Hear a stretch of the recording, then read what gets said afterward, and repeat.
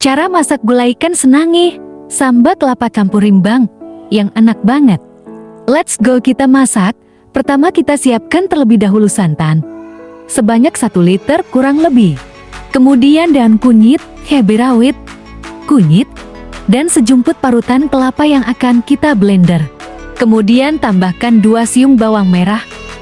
Boleh diiris ataupun di blender.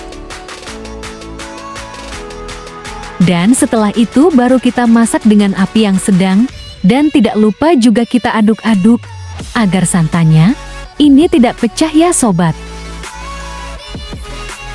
Di samping itu, kita siapkan rimbang karena judulnya itu adalah dicampur dengan rimbang, maka kita siapkan rimbangnya, dan bisa teman-teman lihat di layar kita ini. Rimbang ini kita belah agar cepat matangnya ya sobat.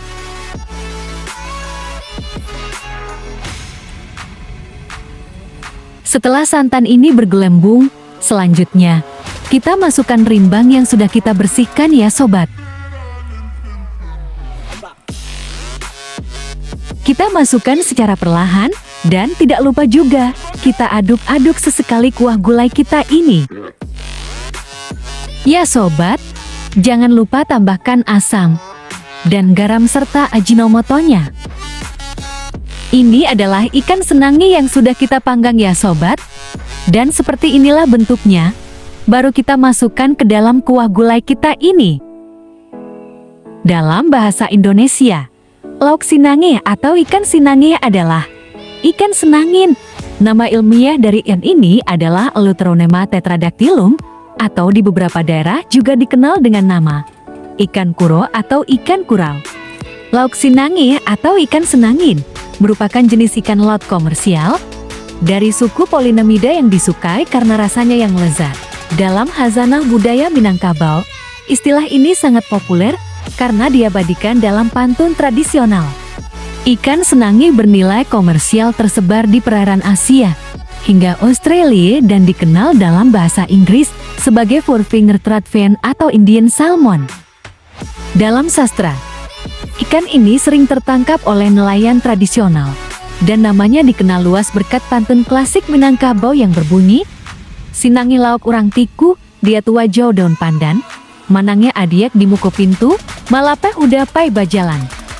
Pantun Minang ini menggambarkan kesedihan seorang adik yang menangis di depan pintu saat melepas kepergian udah abang.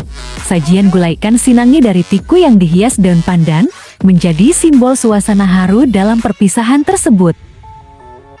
Ini adalah ikan senangin yang sudah kita kumpulkan, ya guys. Kemudian kita masukkan perlahan ke dalam gulai. Selain digulai seperti yang ada di layar kita ini, ikan ini juga bisa digoreng atau dijadikan sebagai ikan asin. Kenapa judul video kita ini adalah gulai ikan senangin samba kelapa? Campur rimbang karena kita menggulai ikan senangin, samba kelapanya, yaitu ada di bahan halusnya ada sejumput parutan kelapa. Dan santan yang kita gunakan tidak terlalu banyak ya sobat.